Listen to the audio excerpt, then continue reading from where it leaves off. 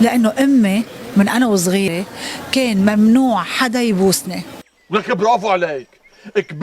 كبرت بعيني يا سبع. هات بوسه ولا ممنوع عمي، جدي، خالي، أبو الجار، صاحب بيي. ومين كمان؟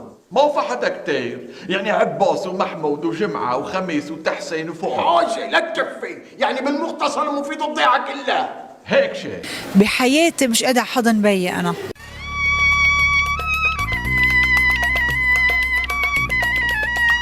بحياتي مش قادرة أحضن بيي أنا.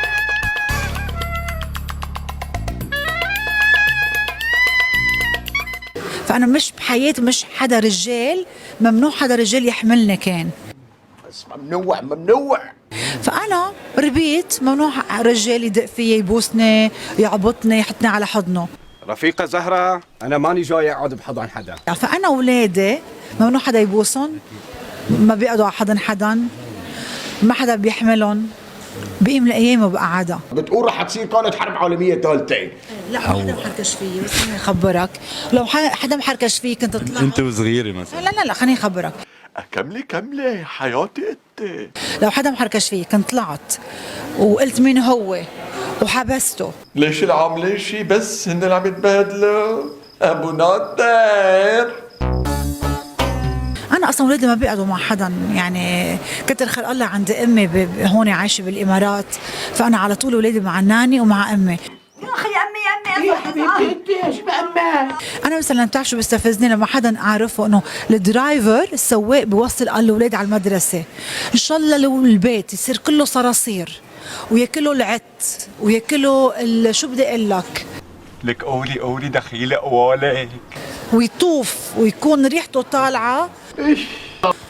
ممنوع الصانعة تكون قاعدة عم تنظف البيت والأولاد رايحين بالسيارة مع درايفر. مين ما كان الدرايفر، إن شاء الله يكون له معكم 10 سنين، إن شاء الله يكون معكم 20 سنة، ما بينوثق بولا حدا. الوطن في خطر، الأمن القومي في خطر. فكر إنه الكل هيك. لما كبرت انأذيت، قلبي هيدا انكسر. لا لا لا لا لا لا، انكسر الشر. لأنه حطيت حالي بدل هالطفل، ما قدرت استوعب شو هالأطفال بشو عم بيمروا، شو هالتجربة السيئة البشعة الوحشية اللي أولادي عم بيمروا فيها. معقولة هالشوفة ولا والحشا نحن ما عرفانين الله وين حاططنا، ما عرفانين شو صاير بدنا.